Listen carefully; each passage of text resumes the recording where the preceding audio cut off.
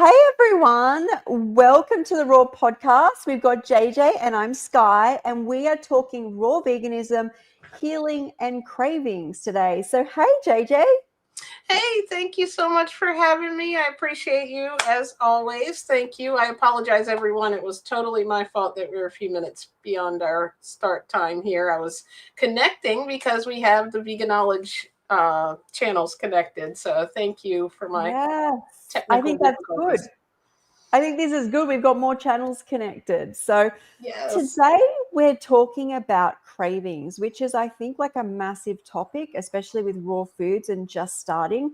And this topic came up because I'm a big advocate for finding out the way to eat or start raw foods based on your cravings versus reading something and being like, watermelon's going to fix everything, and being on this sort of eating watermelon. This is just an example, and having massive cravings. And I really used cravings to navigate healing myself. What are your thoughts on this topic, JJ? So I love this topic because my thoughts have changed over the years that I've been raw vegan on it, because I think coming from the diet kind of world where I was in the standard American diet, it seemed like we think of diets as regimented. You know what I mean? Like I was always trying to, I have to fast until 4 o'clock and I have to only eat one grapefruit and a half of container of broccoli, because it's always measured out, or you get so many points for this, just in the previous diet world, and all these things were excluded.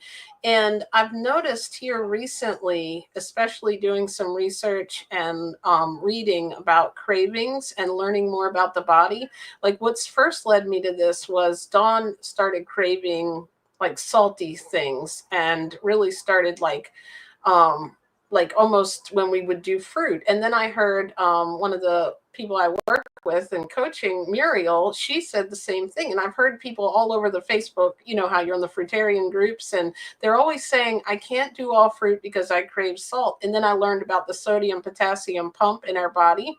And I thought about your journey and how you said, when I ate this, I feel good. And I think sometimes we're thinking our cravings are us from our, like, oh, I'm just craving stuff because it's my mindset. I'm not strong enough. But when you're experiencing a craving, maybe you want to make a better choice of what you decide to eat for that sodium, but you may really need sodium in your body, because it's all a balance. And our body is meant to have ease of, we're trying to make it easy on our body. So if we're doing these strict monomeal diets, not that I don't think they may have a place for people to kind of transition and get their previous cravings gone and things like that. Some people use it, but for constant making your body feel bad, I think we're just misreading the cravings a lot. What do you think of that? Just on the monomeal topic, is what are we trying to achieve with a monomeal diet? Because half the reason, if not 75%, maybe 90% of the reason you feel so good on, and I go back to just watermelon or just grapes, is the delivery system, right? The delivery system is optimal, okay? It is easy on the gut. It is full of fluid. It has got carbohydrates, which the brain and body can love, unless there's a fungal issue there. But what if the grapes I'm having and you're having contain completely different things? Like the soil where you're getting them from is really depleted, and you're feeling great from the sugar and the hydration, but you're missing all the minerals and the sodium. So the first thing is to think, what are you trying to achieve by doing that? Because all of us all over the world could be eating watermelon and getting totally different nutrients. I Mm-hmm. just think it's so important also when you talk about salt, or people do fruit all day. My teeth are really bad to the point I can't do a lot of fruit all the time. And there's a phosphorus calcium balance that needs to be maintained in the mouth for teeth and for bone health. And my teeth really suffer. So we can crave different foods for different reasons. And I can get back to the start of starting the journey, but I really got into the fruits to the point I was craving salt. And when I'd have it, my body didn't do as well, but it hadn't had it in so long. And I ended up with a sodium deficiency on my blood test. Hmm. And I had tried to manage that by consuming more sweet juice, because when you have a sodium deficiency, you get extremely thirsty. And then every time you fill up with water, your body uses sodium in the body to excrete that.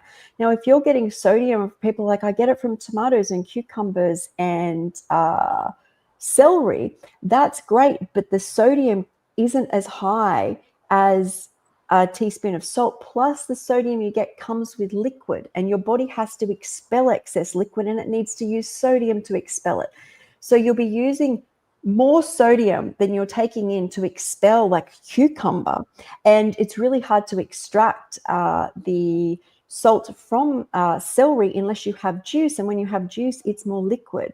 So over time, there's no way you can't not need a little bit of, at least a little. I don't even think it's a lot.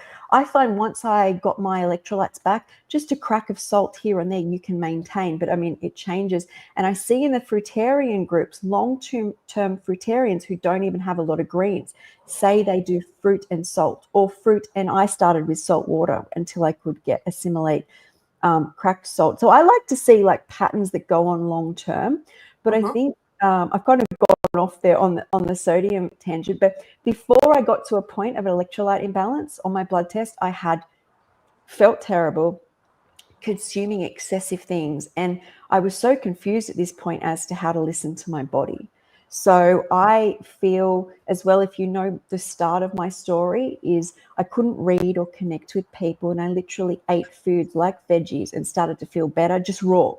Hmm. And as I started to become, my brain worked again, I started reading and become academic and critical thinking, as opposed to Hmm. intuitive eating like animals do. And I feel that got me in trouble. And I'm very grateful for my brain back. But then the conundrum comes that a lot of my choices are from what I've watched, from what I've read, and from what I see around the community. That's amazing. And like I just did a video here recently about how we can learn from nature when it comes to cravings, because I was thinking about how nature, like you said, if you don't have all this intellect as far as like all these pre-programmed things, and you don't have a bunch of food around you that is not great food, I was thinking about how nature just like, okay, I know I'm a plant and I need the sunlight, so I just lean towards it. Like you can even see in Yeah. nature, they lean into it. Well, for some reason we know what we need and what's good for us, but somewhere along the line our brain was wired to, I should be able to do what I want, and lean away from the things that we know are good for us. And if we just give into that and give into the nature of how our body works and what's good for it, it can really make things, the struggle will go away, because our biggest struggle is not eating. Like if we're saying we're giving in, quote unquote, to these cravings, it doesn't mean that our craving is wrong. I think it might mean that in our modern world, when we're on a diet, that's why people probably say, oh, I only did raw vegan for a month and then I gave up on it, or I only, even whatever diet you're doing, a lot of people Mhm. can't sustain it. And I think it's because they're missing nutrients, not missing necessarily the old way of eating. But we go back to things that we know. Or the person next to you is eating a cupcake and you may be low in fats, healthy fats, but you grab the Yeah. cupcake because your body is built, and your brain, to go from the easiest way from here to there. That's one of the things that we have, the beauty of our brain, like when we're trying to solve problems. But it's also one of the things that we have to kind of really take a step back to our intellect, to your point, and follow our body, and then go ahead and research. Because a lot of people go from raw to cooked, raw to cooked, raw to cooked. And I have had to find several times ways to get raw foods that are giving me what I'm missing, where I'm just running to cooked food because it's the comfort and it's what I know and it's the quickest way from here to there.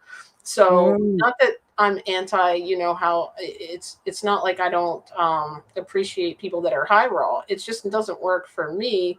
I've tried it a few times and it seems that things start going the wrong way, as far as um, different things in my body and inflammation. So like for me, finding those ways to do it raw is really worth it. And it's always been something I'm missing. The last time when I was having the Yep. beans, I realized I just needed to eat some nuts. Like that's all I was missing, was that protein or fat or whatever it was I was needing. It wasn't that I needed to really cook beans, and because then that caused bloating and inflammation and things that I didn't want.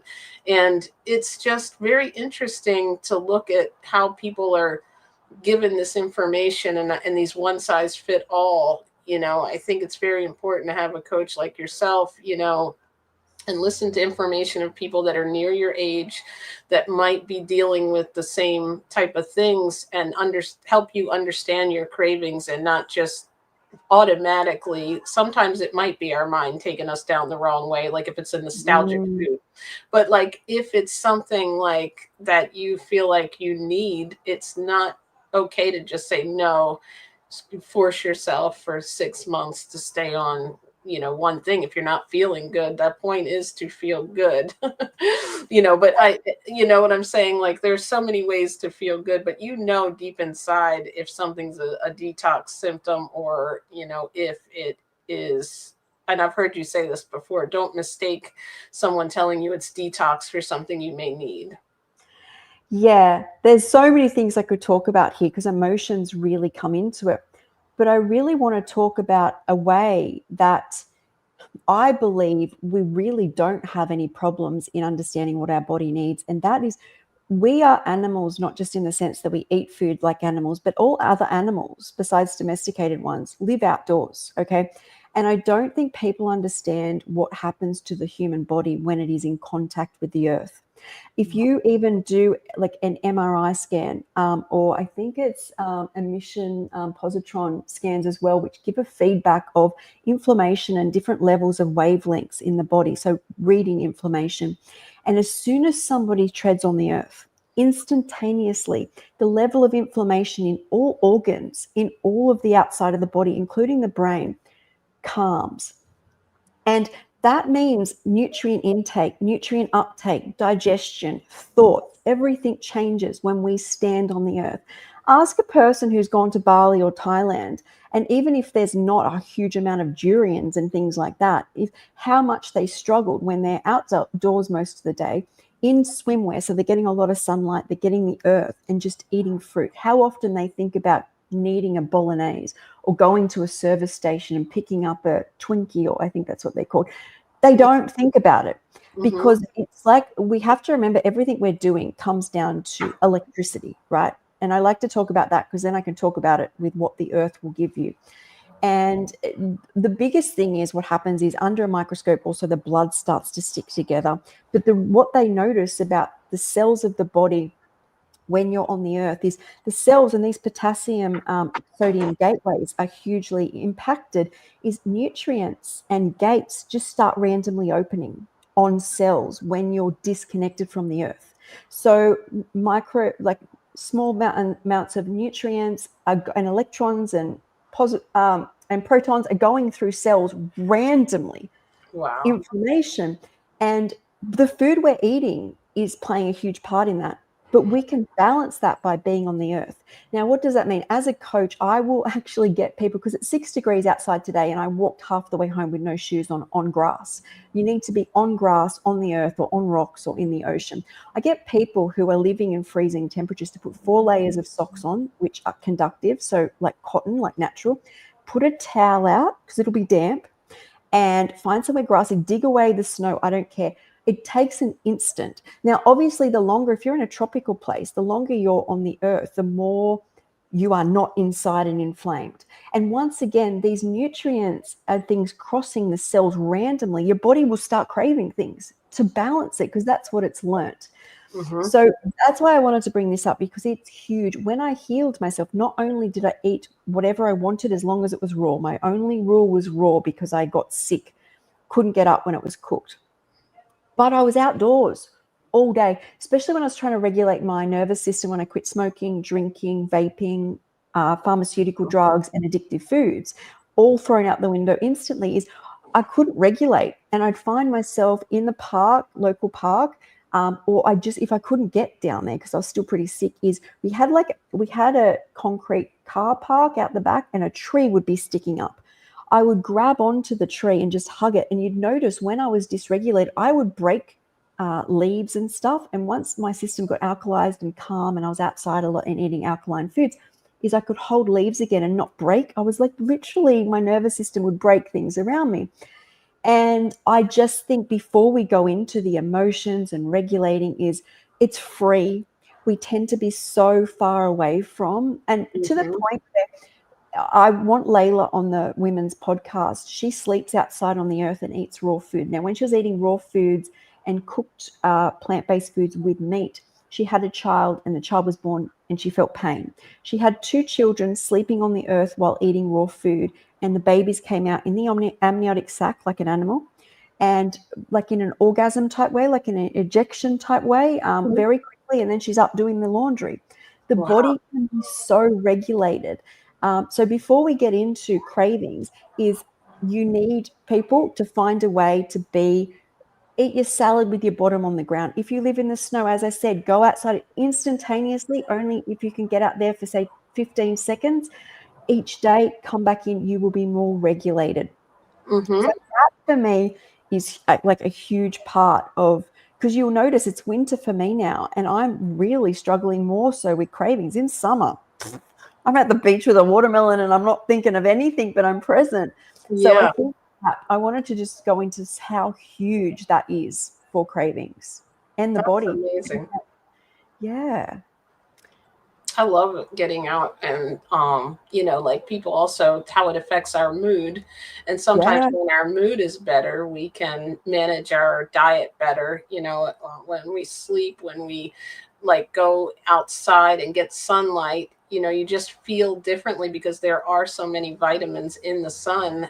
And I saw, I think you showed a story one time on your Facebook. The little kid was it a baby? I think it was, but they had their hand on some kind of electro. Maybe it was someone else's, and they showed actually the It energy was levels. mine.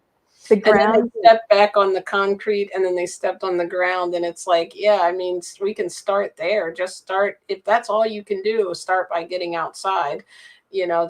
That automatically can help. And it's amazing how it all plays a big part. Like, we're really complex organisms, but it's also a very simple diet. It's get sunlight. As long as it's raw, you can eat it. It don't Yeah. overcomplicate it, because find a couple of things you like and start there. You can always add and build on and take things off and follow. Like, I don't know if this happens to you, but now that I am speaking of cravings, it's not always cravings in anymore for me for stuff that is like, unless it's right in front of me, then maybe I have an emotional attachment. But I'll start craving something strange, even a raw food that I haven't had in a while.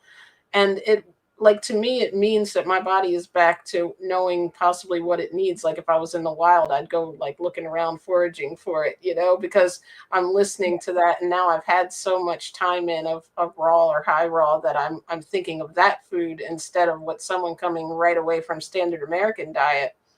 If they're missing vitamin A, they might be, like you said, going for the cereal or something that they may have, their body remembered had that in it, but they don't even know it. So Yeah. it is interesting. I'll just all of a sudden, like today, I was just like, I want cantaloupe. Sometimes it happens with watermelon, and sometimes like oranges, like it could be banana. Like, sometimes I think potassium might be what I'm needing, so my body is going for those. Like, we don't know, but that's why I would say don't ignore it and say, no, I'm supposed to have my, melons first. Well, that's great. You should like have them by themselves. But if you're not feeling that, have what you want, because that's the only way you're going to stay with it as far as when it comes to raw foods. And if you're craving something from your previous diet, something that you feel like isn't going to serve you or is going to cause you inflammation and things you're not trying to lean towards, look up what's in it in a way and think about it, or Like consult one that. of us and see what a good alternative could be for that as far as, when people say, oh, I have to have meat or I have to have egg or I have to have this or that, it's usually something we're missing in our raw diet, I've found. And you brought up the soil. That's a great point too, because it doesn't always mean you're getting the same nutrients if they haven't No, treated the soil properly. you are only getting what's in the soil. So someone over in America could be saying, oh, I ate watermelon for 3 months. And someone here in Australia could say, I only got through it for a month. Now, there's so many different levels to why that could be. But one of them is very possibly you are only eating what's in the soil. So you're not eating anything else. And the mistake I think we make most often is that fruit is the ultimate delivery system. So before we even get what we need, we're already feeling good just from getting, as I said, carbohydrates and hydration and no irritation in the gut. So you may need a mineral, let's say it's zinc, and you start eating a lot of pumpkin seeds and you start getting the zinc, but it's at a cost. Now, the human body and animals, we work like this. This is what we have to remember as well, is when people are like, oh my God, I've got mucus, is we live in a reality where the air quality isn't that good. We live indoors. We need different nutrients for different reasons. Your body is designed and made to create more mucus. So you get the zinc and you don't go, oh, well, I'm eating watermelon and now my hair's falling out, but, I haven't got mucus. So we have to, I think we also have to trust in what the body is capable of. And you should know your limits. As in, like, every time I've gotten sick or something's gone wrong, there's two things. I will not let myself have anything that's not raw. So, Skye, educate yourself on everything that's raw. You do sprouts, think of fermented foods, think of seaweeds, everything in its rawest form. Because I don't do what my memory of what was happening to me when I ate cooked food was not good. I want to also talk just quickly on, before we even talk about getting into emotions, is there's the bacteria in our gut really do drive a lot of things, and so do the brain. And it's hard to distinguish the two. And if I dive deep into one, it's problematic. It's better to talk about things as a whole. Now, what I notice, and I studied psychology, so I want to talk on this because I love it, is that when I start eating like cacao with maple syrup and vanilla extract, these to me are treat things. Like, they're not technically raw, but they sit on that line that in winter if I want one, I'll have one. What I notice is it does create more inflammation in the body, and it creates, and I assume it does this in most people, is more hydrochloric acid and inflammation. So the body starts to protect itself. You'll notice you will be a bit more sinusy. And that's more than likely because as we age, our guts get weaker, and a lot of the hydrochloric acid, the valve that protects the gut, is weaker, and we sleep at night and we get this. When I set my body's environment up for things that are not high raw, like I haven't been eating just melons all day or something, is when I'm out, my interpretation of smells changes to the point where I went past a bakery this morning and the sugary icing smell comes through. Now, we've got gut bacteria in the brain talking to us, and it's coming through at a level of, I've set my environment up for a kind of almost cooked food situation, if that makes sense. So when I smell it, it smells very intuitive to just grab it.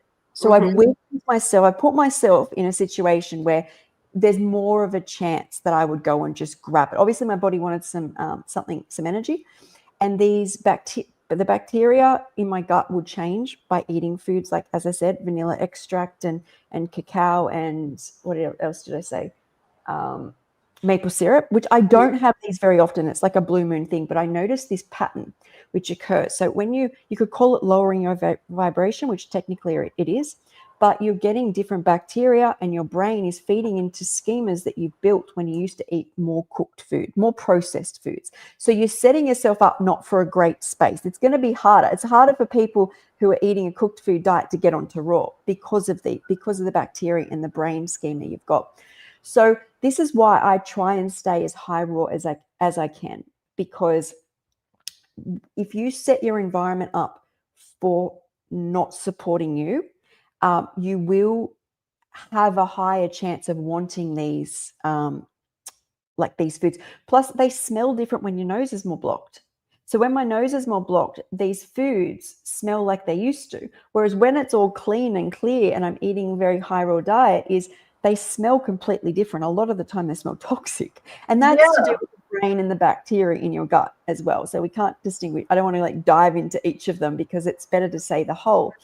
But this is something which, if you start going, this feeds into knowing a craving, which when I think of a lot of the time, like if I went and ate this sweet bun, a lot of the thoughts around it are, oh, do you remember eating that? Or, you know, it was a cold afternoon or whatever it was, right? Versus wanting something like a carbohydrate from a fruit and sitting in a space where you can feel it intuitively. It's not, you're not feeding back to memories. That's kind of what I think is important. But I'm trying to say here, it's not all emotions. There's this massive physical component, and we are better off to set ourselves up and know our limits. Like I know I can only, I had a, I can seem to be okay with cacao, but when I start adding, as I said, like I'll treat myself now and again, and I just have to be careful of my limits. And we really need to set ourselves up for success so that when we go outside, we can smell the chemicals and the bad things. And if we want to treat, we know, you know, our limits. So yeah. I agree. Because there are times when, like you said, when you're eating really, really clean, meaning like no, you know, lots of watery fruits and things like that, and greens, you do like, to me, cooked food smells weird. Like it Yeah. almost, like one time, this was a while ago after I had first been raw for a while. Or maybe the second time I went raw, and they accidentally delivered my sushi with rice, and I always get it just wrapped in nori with no rice, and it was like a holiday of some kind here. It was 4th of July or something, so we, you know, treated ourselves to sushi, and it came with rice, and I was like, you know what, I'm not going to put the person through traveling all the way back and reordering and all this. You know, I just tried to eat it, and it just tasted so weird and so pasty. Whereas you would have thought maybe 3 months before that, when my gut bacteria was different, it would have been like, yes, you know, and that could have led me down a road of, you know, wanting that more often, or wanting that quick fix of carbohydrates. Because, you know, it takes a lot more raw food to sustain also those cravings. And I think people have to realize that sometimes we're stuck on our portions, like that we may have had in the regular standard diet, where you might think, you know, I only have one plate, and then you might, it's the quickest fix because it's like, okay, rice might be giving you those carbohydrates or whatever it is you're needing, but then when you go to try to get those same carbohydrates from a salad, you may need to double or triple sometimes, and we feel like, oh, I'm overeating. But I find it very difficult unless it's things like that, like dates, nuts, things that, you know, are a little bit dense. Then I do find my digestion will suffer if I overeat.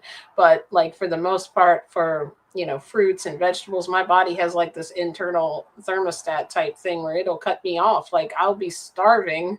Reminds me of like a cat. If anyone has a cat and they are like begging and begging for food, and then you put it down and they like take a couple of bites and then walk away and mosey off, and it's like, oh, all that, and you just wanted a couple of bites. But it's almost like that with me when I'm having fruit, because I, like, you know, was so hungry today, and I might eat like a half a watermelon and not even be able to finish it. But when my brain thinks about it, it's like, oh my goodness, I could eat 4 of these. But it just, you know, cuts you off. But we don't have that, I don't think, the same when we're eating French fries or chips and things Yeah. that are, you know, that have this salt, oil, sugar attachment, that are Yeah. also, you know, so it is difficult also. I find that's why I always tell people, if you're going to do this very beginning, try to have fruit at lunch, but have what you like you don't have to pick a certain fruit that I like. Just start by finding foods you really enjoy, and then also for dinner, eat your raw salad first and eat until you're full, you know, and then if you have to and you feel comfortable, I think it's important to also make sure our mind is at ease and not feeling stressed when we're having a diet. It's supposed to be fun. Yeah. It's supposed to feel like a little kid getting all these fruits, you know. Even now, when I cut my oranges up, I go like this and make it like a little smile sometimes. Like I'll take a picture of myself with the orange, make it my smile, just because I don't know why it makes me feel like a kid when I'm eating fruit, which helps keep me attached to the diet. And that attachment, I did something similar where I love recipes Mm-hmm. because that gives me so much joy. But back to the French fries is when we eat a bowl of watermelon, we already feel good. We eat the watermelon, we feel even better and we feel good after. You eat the French fries, you only feel good when you first put it in your mouth and you get dopamine. And you get this like thing, and you get it big with French fries, whereas you're constant on a raw diet. Now that feeds into past patterns. We actually live a lot of our life, especially the first part of our life, if you go raw, is the contrast. We actually only feel good because we're feeling like crap, and now we've eaten something, and for a second it makes us feel good. And so our brain registers that as pleasure, and that's a good thing. So we want to go back to that. And we then start to feel like crap, but we get hungry and the brain goes, hey, you'll get pleasure from French fries. Yep. And it doesn't, because you need the fuel, it doesn't allow you to remember how crap you feel afterwards. Plus the energy expenditure from thinking like complete thoughts seems to only come with raw foods. We don't have the energy. So the body is really just like up, down, up, down, up, down. Now you meet the raw food diet and you're going to be constant. Chasing that dopamine. But how does the brain cope now? 40 years of eating up, down, up, down. It's totally registered. It's totally wired from when we're a little baby, when the first parts of our brain form and complete themselves, especially like, I don't know if people are aware, but if you teach somebody a language before the age of 3, they will learn it naturally. So they could speak 12 languages very intuitively, like I speak English. But after kind of 3, getting to 6, 7, is they'll start and your hormone levels change, the brain closes off. You actually start transferring in your head. You can do it very fast. So like if you learnt French and you only speak English, the child will start to learn English words and change them over to French. This will decrease in the ability to naturally learn a language. By the time you're 12 and your full-blown hormones are kicked in, the child will completely learn every language by transferring it. But why I brought this up is because so much happens that's basically kind of set in stone before the age of 12. I'm saying 3 and then 7, and these are developmental stages, but things close off. So from this young age, we've got the up, down, up, down, up, down, as in like we feel like crap, we need dopamine. We feel like crap, we need dopamine, plus we need nutrients. And now we're going to go level. And I'm like ADHD brain, so I like dopamine seek, and I'm very aware of that. So when I knew I had to be raw, I'm like, how do I do that? And for me, it's recipes. Now, if you go to my raw Skye, ROARSKYE.com website, all of those first recipes, there's like 100 of mine there.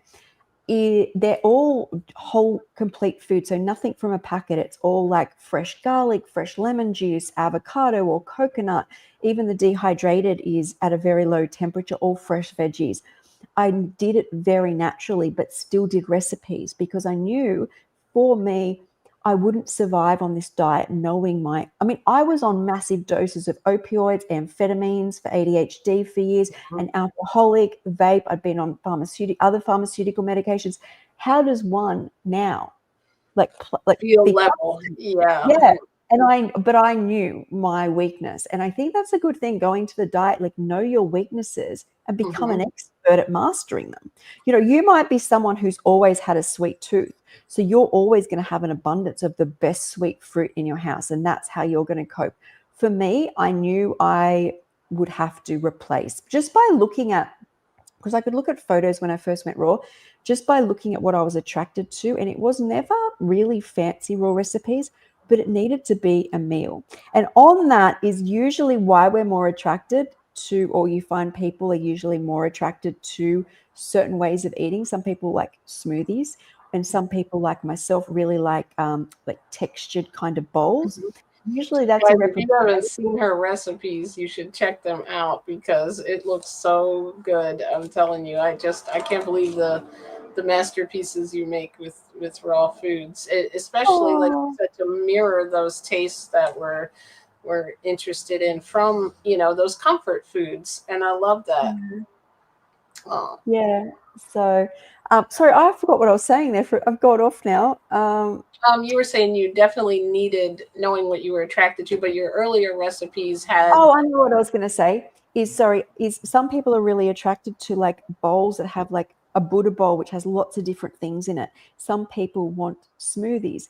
And what I've noticed is, especially when I've had a lot of juice, so I've really lowered my microbiome, I will literally crave textured food. Like you could put a smoothie and I just would not touch it. And I think like what we crave is a really representation of what we're needing to do inside our body. I was just going to top that off. But yeah, I think really a huge part of this, because this isn't, people come to this thinking it's going to fix something.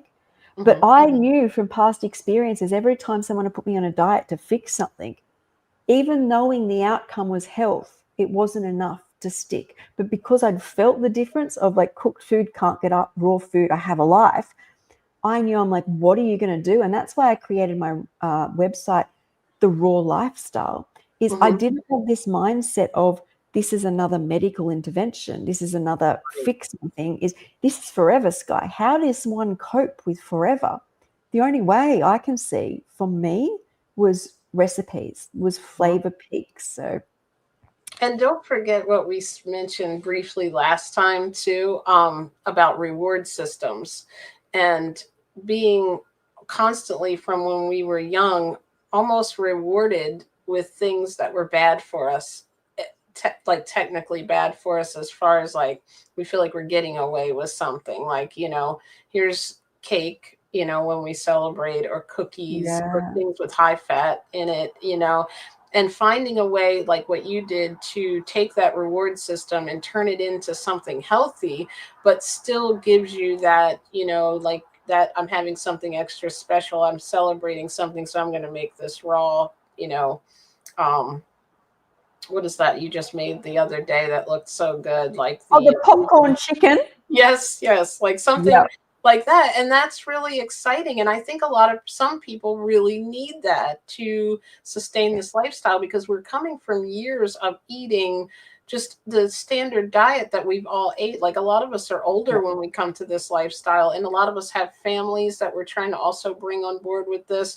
So maybe something like, maybe, you know, I'm just going to say this out of the blue, not to be stereotypical, but maybe someone who's like a single guy who's, you know, 20, he might want things he can grab on the go, and he's always out and yeah, about with friends, so he wants all this fruit, and, you know, doesn't really feel like making salads or recipes. But then there might be someone, even like me, I'm, you know, I don't eat very many recipes, but that's just the way I've always been. I eat very simply, I didn't use a lot of spices and things. But then there might be somebody else who really needs that in order to sustain, which is yeah, more of the people I see online. And we're all trying to like box ourselves into this one way of eating. And we have to realize it really has to be figured out for you.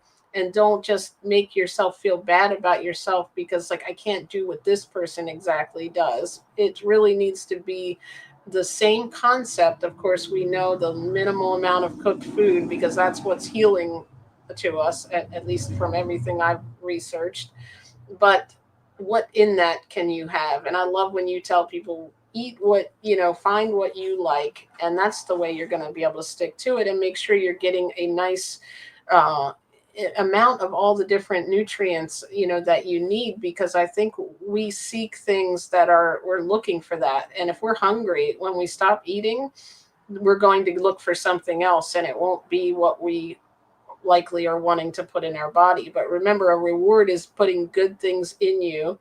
But if you can yes. have that, that's the real reward. We don't want to abuse ourselves anymore. You know, we want the dopamine rush, but we have to find that way to make it work within our own raw lifestyle, I think. Yeah. I just want to set a situation up for a second, and that is, when I healed myself, I think a lot of people know by now, is I hadn't read things in years. I had forgotten. I had what was called a functional neurological disorder. So it was like I'd had a stroke. So I couldn't read or concentrate or watch television. I'd have moments where I could do stuff, and then I'd literally have seizures and just kind of not be able to move. And what I realized when I started to eat the raw food was this love, like, as in, like, it doesn't hurt me. My whole life I've been making choices which cause me pain. Okay. So now my choices are coming from love, as in, like, even the water I'd be like, I don't feel as good with the tap water. So I'll get a few bottles of like mineral water because that makes me feel better and that makes me feel loved. So then I start being able to read and connect with people, and people are like, Oh, when you go on Raw, you're going to detox. Oh, everybody's a food addict. You're going to go through it. It's hard. And I'm like, all these things were making me feel bad. And what I'd realized is when I'd come through this, I had mastered a way, especially at the start, to only feel good. So I was like, outside feels good. I'll get out there. And because I couldn't feedback, I wasn't scared in any way. I was like, okay, Skye, if you crave like a creamy ravioli with maybe some beetroot, you're craving beetroot, let's get some cauliflower and avocado and beetroot. Look at you go. Look, that's a great recipe. Put some salt and garlic on top. And I'm like, I feel the love. And then I get into this, and this is why I do these podcasts. There's so much fear. And so Jerry said here, she's saying she has food addiction. That's great. See what you crave and make it raw. It's totally possible, and it doesn't have to be fancy. I did everything I did with a bowl, a chopping board, and a knife. And the reason I say this is because if you're at this stage, you're only at the start of a journey. You might have done fast, you might have done watermelon, you might have done all sorts of things. But if you are sitting in a space where you're flinging back to cooked food and then you're eating bread and a bit of meat here, start with the flavors. Like if you have food addiction, you're craving pasta, make some zucchini noodles, put as much paprika and sun-dried tomatoes in as you need. Like honor where you're at and love it. Like love, love, love it, because your body is telling you something. It does want nutrients, okay? And it's remembering nutrients in certain food profiles at this stage. If you want to heal, you don't have the choice of eating cooked food. You don't have the choice of eating meat. So you have to bombard your senses so you can get to the next level. I like to think it as leveling up. You can't start, you can do this. You can start with where you're at. Maybe you're eating vegetarian and you decide, I'm going to go juice. But I promise you, if you've juiced, you will cry, you will kick, you will get upset during it. And every craving and feeling you experienced and you push through on, you will deal with afterwards. I've never done a cleanse, and I don't do long ones, where afterwards I have really gone through it. I only do 3 weeks on grapes, and afterwards I'm wanting pizza and all weird things. If you honor where you're at, what if in 3 years' time you get further with your health by honoring each level, starting denser raw foods and sit there for months, and then you want lighter, as opposed to going, I'm going to fix all of this now with juice, or I'm going to fix all of this now with one fruit for a year. And then all of a sudden at 3 years' time, you find you've gone further back.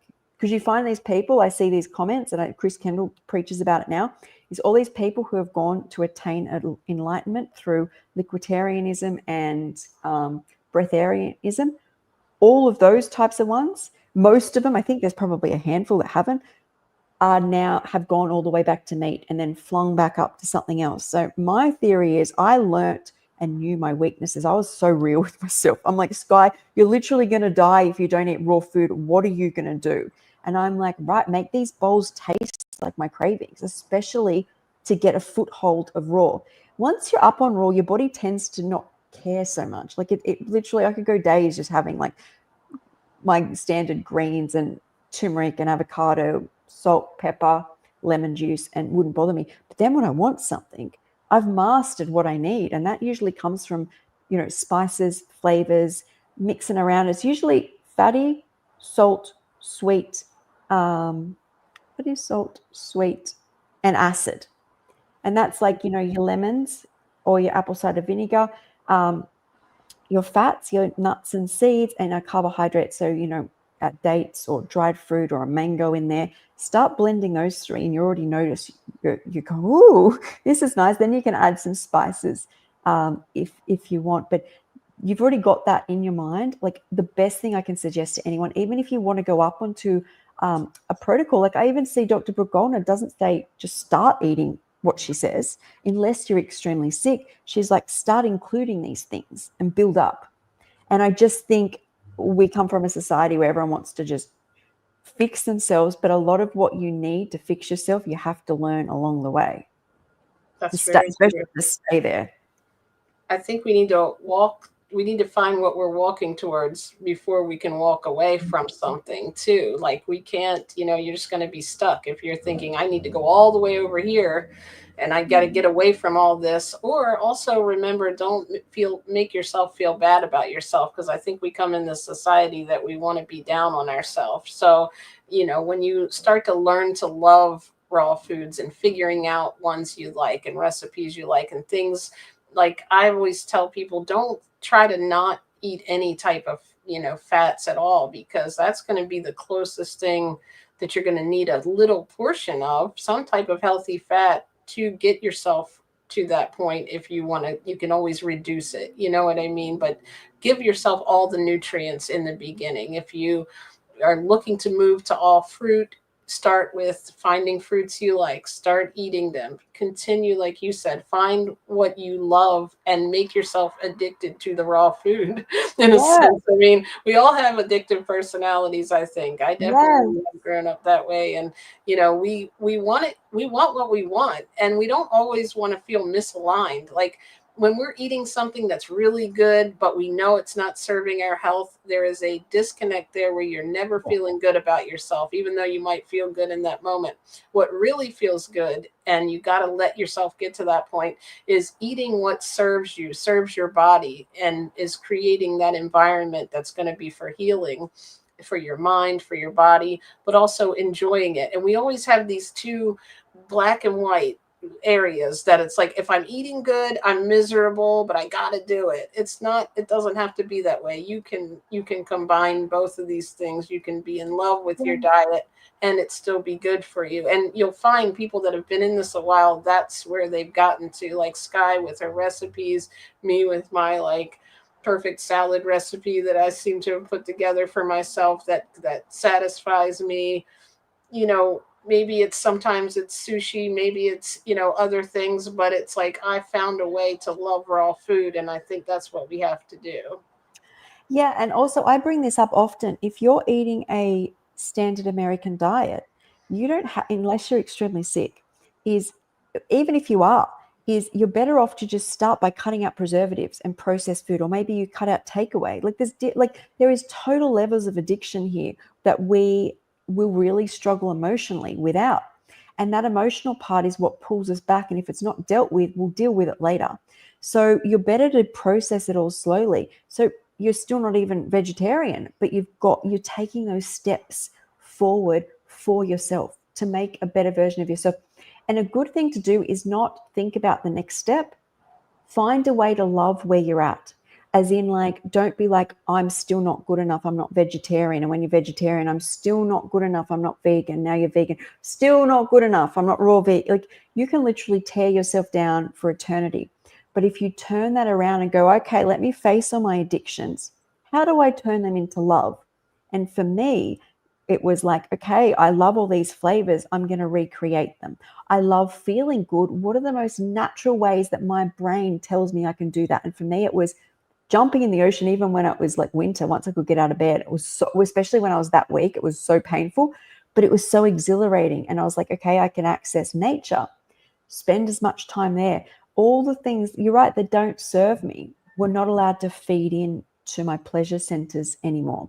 Does it mean that I never go there? No, but when I do, it's not a whole package. So it doesn't give me what raw foods, nature, exercise does. They're the full packages, and good sleep, good people. I found with food is once I started to nail that, everything else that blossomed off me was Mhm. nailed. Once I kind of crush myself in the food department, I can crush myself in any other area of my life.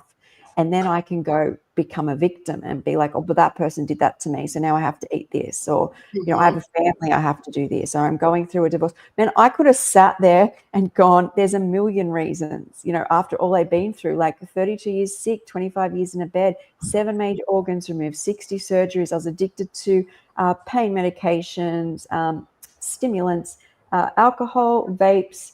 I was on pharmaceuticals plus food. I was vegan, but I mean, there's still a lot of addictions there. And I could have gone, oh, it's all too much. But I knew that it's kind of, when you say that, it's only a front for the world that you live in. It's become very protective. But Mhm. if you actually face that you can start somewhere with love, especially food. I swear you can start to blossom out in all areas of your life. I think I really think my addiction saved me, because they're where I thrive in this raw lifestyle now. But it didn't happen overnight. You have no idea how much good work I've put into myself to get where I am right now.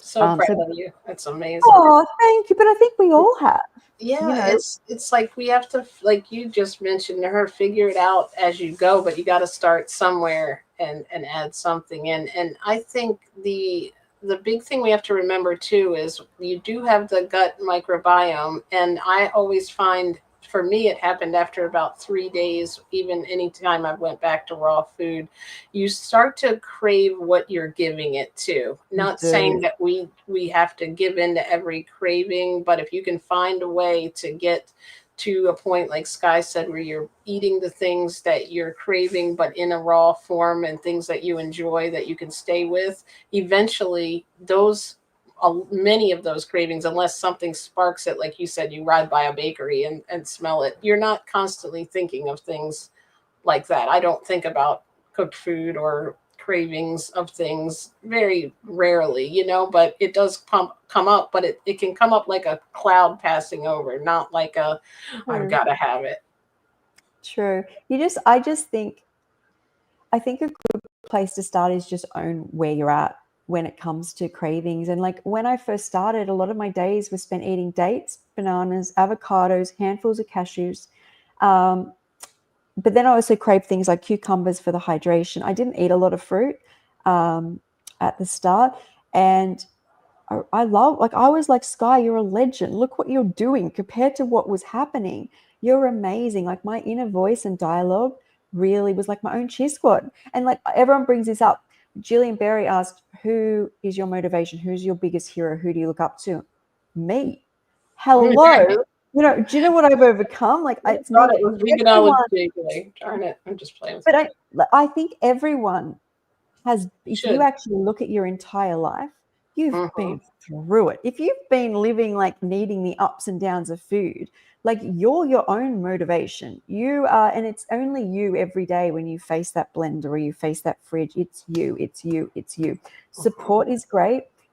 Connect with people, get into groups, get a coach, especially when you start. But the person that's going to have to show up for yourself every day is you. And when Cheers. you learn you're your biggest hero, it gets a lot easier. And be kind to yourself, because you have been through a lot, and you can do Yeah. great things, and you can do this, what you're looking to do too, but also be gentle. And it doesn't mean you're giving into those things that doesn't serve you. It means you're finding a way to fall in love with the raw food. It's finding a Yeah. way to make it work for you. You can still, and remember, your cravings aren't always just cravings. They're usually craving nutrients, but your brain is trying to find the quickest way to get there, I think, is the things Yes. that, and also, like Skye said, get out in that nature so you can get some beautiful sun Yes. and electromagnetic activities. And That's it's what a we want. journey, so it's important to keep yourself surrounded with positivity and mindset, and not around people that are going to put you down. And don't put yourself down all the time. Think Yeah, about what you did right today, not everything you did wrong. that's right. Okay, that was amazing as That usual. was It it was a was great Thank you. talk. I love having these. Thanks for having me on. That's right. And we'll hopefully be back next week. Are you coming? Are we going to do this again next week? Yes, we're down for each week Yes. now. Yes, Monday, Yay! right? I think we said this one is Yes, coming well, up. it's Tuesday for me, Monday for you. Oh, So, that's right. Yes. yeah, we'll see you guys She's in the next week. future. Yes, thanks for joining us. And look Thank after you, yourselves and love guys. yourselves. Love you, Bye. Skye. Go get her cookbooks. And go get your book as well. Bye, everyone.